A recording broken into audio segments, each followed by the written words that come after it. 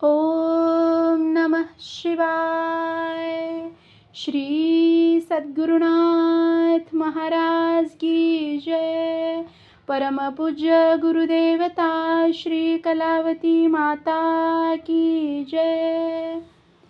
बघा, आपण ज्या वेळेला नेम किंवा उपासना चालवायला सुरुवात करतोय तर त्यावेळी त्याच्यामध्ये जर खंड पडायला लागला तर म्हणजे होतात काही काही गोष्टी अशा होतात की आपल्याला लगेच सावध करायला अशा गोष्टी घडून येतात. तर त्याच वेळेला सावध झालं तर बरं, नाहीतर मग खूप मोठे नुकसान आपलं होतं आहे. म्हणजे सगळ्यात महत्त्वाचं म्हणजे गुरु आज्ञा उल्लंघल्यासारखं होतं आहे. तर जे पण नेमानं आपण चालवायला लागलो आहे, तर मी कालचा व्हिडिओ जर तुम्ही पूर्ण बघितला असेल, काल व्हिडिओ जो अपलोड केला आहे तो जर बघितला असेल, ऐकला असेल पूर्ण तुम्ही, तर त्यात मी बोललेले आहे की माझं आता बरेच दिवस झालं नेमामध्ये खंड व्हायला लागला आहे किंवा उपासना सेवा आपण मला बरेच वेळेला एक ताई सांगता की सेवा म्हणू नको, उपासना म्हण. बरोबर आहे, उपासना म्हणतोय आपण, पण कसं होतं आहे ह्या ज्या आपण करतोय ते म्हणजे गुरुप्रित्यर्थ काहीतरी सेवा करत असतोय. तर प्राथमिक सेवा असतात, चप्पल सेवा असतात, हार सेवा असतात. सेवा ह्याला आपण सेवाच म्हणतोय. तर सेवा उपासना एकच आहे असं मला वाटतं. तरी पण मला ज्या पण वेळेला उपासना हा शब्द आठवेल मी घ्यायचा प्रयत्न करेन असं त्या ताईंना सांगते मी.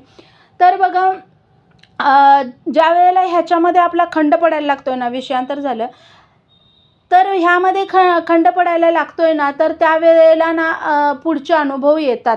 म्हणजे तुम्हाला खरं सांगते मी, ज्यावेळेला आपण रोजच्या रोज ही अमुक ही उपासना करतोय किंवा अमुक ही सेवा करतोय, तर ती जर त्यामध्ये जर एखाद्या वेळेस खूपच अडचण आहे आणि म्हणजे पर्यायच नाही आहे, आज होणारच नाही आहे, त्यावेळी आपण आईंची क्षमा मागून हे करू शकतोय. पण आपल्या आळसामुळं किंवा आपल्या आपण रोजच्या रोजच आपल्याला लेट व्हायला लागले आणि रोजच्या रोजच आपलं असंच चाललं आहे, असं जर असेल ना, तर तिथं गुरु आपल्याला योग्य मार्ग दाखवण्यासाठी काही काही गोष्टी घडवून आणतात असं मला वाटते. का तर हे बघा कसं आहे माहिती आहे का, आपण बघा एकदा मूल चुकलं तर त्याला क्षमा करतोय, बरं असू दे, असं करू नकोस परत, असं समजावून सांगतोय. बरं खरंच मुलाला पर्यायच नसेल तर आपण म्हणतोय राहू दे, आज नको हे करू.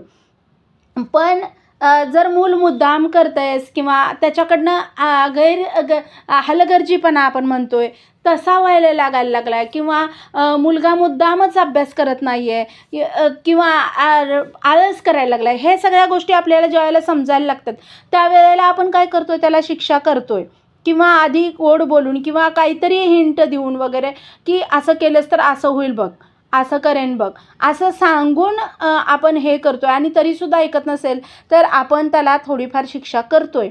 आणि पूर्णच जर ऐकत नसेल तर मग आपण म्हणजे काही काही वेळेला आपण टोकाचे निर्णयसुद्धा घेतोय.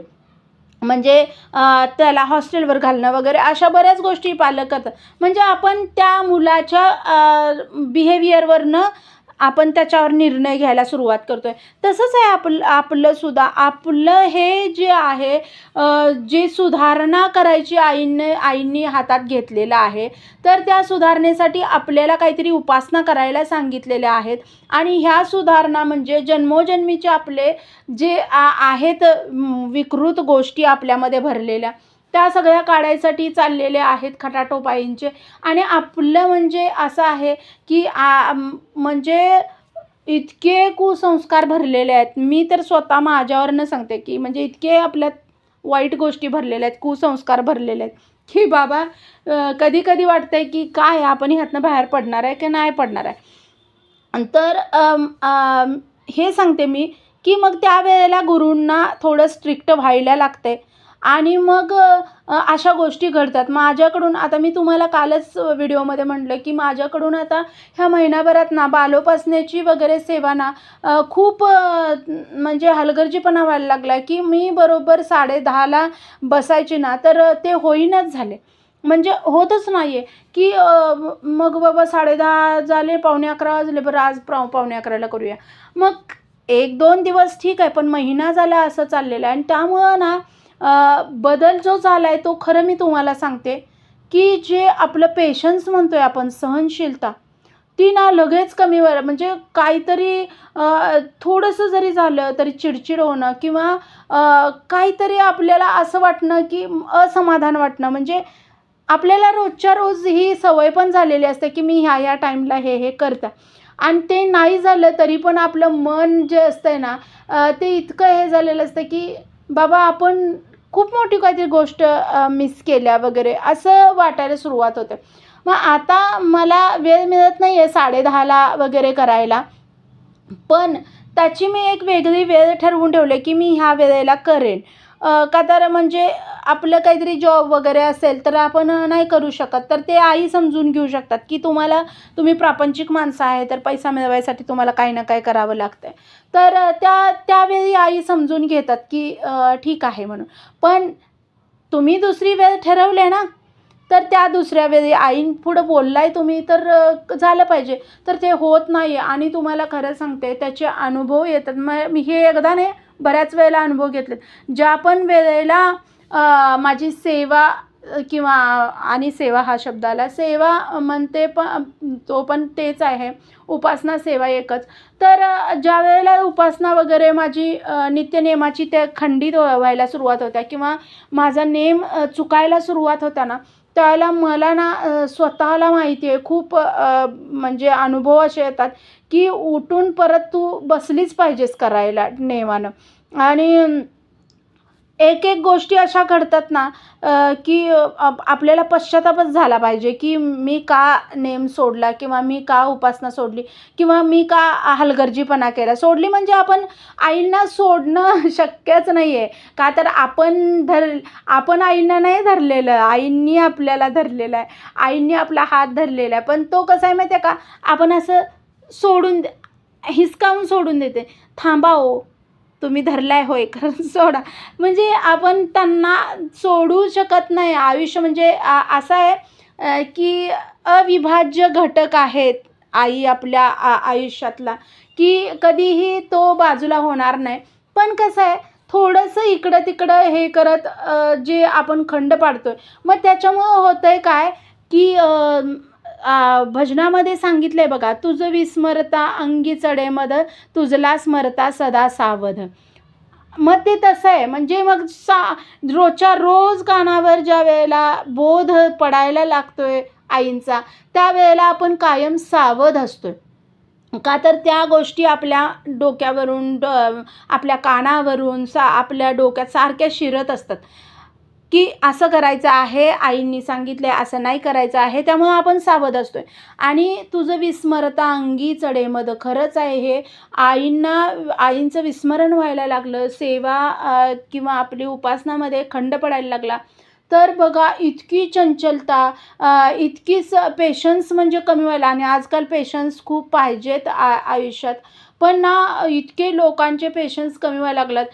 मला लोकांचं म्हणण्यापेक्षा मी स्वतःवरच हे करते, अभ्यास करते. तर ना ज्या वेळेला खरंच आईंची ज्याला उपासना खंडित होत्या किंवा उपासनेमध्ये हे व्हायला लागतोय, खंड पडायला लागतोय.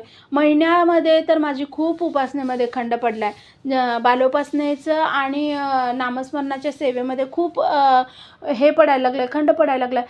तर तो जे खंड पडायला लागला ना, मला म्हणजे असं व्हायला लागलं की एक प्रकारचं असमाधान म्हणा किंवा मी स्वतःला जाणवतंय मला कामामध्ये माझ्या किंवा घरामध्ये माझ्याकडनं एवढी चिडचिड होत्या किंवा ठरवले बघा. तुम्हाला मी खरं सांगते की बरेच जण असं ठरवून ठेवतात की मी ह्या वेळेत हे करणार आहे आणि करतात ती लोकं. म्हणजे असं टाईम टेबल आखलेलं असतं की उद्या ह्या वेळेत हे करायचं आहे, हे करायचं आहे, ते माझं कधीही असं आखलेलं नसतं. का तर माझं जे वेळापत्रक आहे ना, ते आई तयार करतात असं वाटतं. त्यांच्या पद्धतीनंच माझे सगळी कामं चाललेली असतात. आणि मग ज्यावेळेला उपासनेमध्ये खंड होतोय आणि मग जे पण कामं आपण ठरवतोय ना, ती कामं करून घेतात आई वेळेत. पण ज्यावेळेला उपासनेमध्ये खंड पडायला लागतो ना, तेव्हा मात्र काही म्हणजे काहीच हे नाही आहे, व्यवस्थित घडलेलं नाही आहे, असं व्हायला सुरुवात होत्या. हे अर्धं ते अर्धं ते अर्धं असं काहीतरी काहीतरी व्हायला सुरुवात होत्या. आणि हेच आता बऱ्याच दिवसापासून माझ्या बाबतीत घडायला लागलेलं आहे. आणि अर्धं अर्धं आणि वरती म्हणजे एक प्रकारचे आतून एक असमाधान, की माझी सेवा चुकले बाबा आणि माझं राहिलेलं आहे आणि मग ते आणि चिडचिड मग व्हायला सुरुवात होते, की का माझं चुकलं, का माझं चुकलं, आणि चुकलंय पण ते होत नाही आहे. तर मी खरंच आईंना प्रार्थना करेन, असं म्हणजे तुम्हीच सेवा करून घेताय, तर तुम्हीच करून घ्या. म्हणजे ही चूक घडू देऊ नका. आणि खरं तुम्हाला सांगते मी, वेळेत करायला शिका सेवा. का तर खूप पश्चाताप होत आहे. मला आज तर इतका पश्चाताप झालेला आहे, भयानक झालेला आहे. तर त्यामुळं मी तुम्हाला खरं सांगते, असं वाटतंय ना मग, की बाबा काय कुठली सेवेची वेळ ठरवलं आपण, ही ठरवलं का ती वेळ अजून वेळ वेळ आहे त्या वेळेला, तर आपण आत्ताच करून घेऊया का काय, एवढं म्हणजे नंतर मनस्ताप व्हायला सुरुवात होत्या. आणि मला झाला आहे, आज तर भरपूर झालेला आहे. म्हणजे ह्या 2-4 दिवसात बऱ्याच वेळेला असं झालं आहे. पण तरी पण, आणि मग इथंच आत्ता आपण नाही सावध झालो ना, तर मग फार मोठं काहीतरी डोक्याला त्रास होतो आहे. तर आईंना हीच प्रार्थना आहे, की मला माफ करा. आणि असे जे पण बंधू-भगिनी आहेत ज्यांच्याकडनं असं होतं आहे, त्यांना पण माफ करा. आणि तुम्हीच सेवा करून घेताय, तुम्हीच उपासना करून घेताय, तर तुम्हाला आवडेल अशी उपासना आमच्या सगळ्यांकडनं करून घ्या. आणि वेळेत करून घ्या. तुम्हाला आनंद वाटला पाहिजे अशा प्रकारे सेवा करून घ्या. तर हा व्हिडिओ होता ह्याच्यासाठीच, की सेवा चुकवू नका, उपासना चुकवू नका, नेम चुकवू नका. नेम हा खूप महत्त्वाचा आहे. नेम केला तर कुठंतरी मेवा चांगला मिळणार आहे. नेमानं जर नित्य उपासना घडली तर कुठेतरी चांगला मेवा मिळणार आहे, आणि मागचे काहीतरी जे खटकर्म असतील ते कमी व्हायला मदत होणार आहे. श्री सद्गुरुनाथ महाराज की जय. परमपूज्य गुरुदेवता श्री कलावती माता की जय. श्री गोपाल कृष्ण महाराज की जय. श्री गुरुदेव दत्त. ओम नमः शिवाय.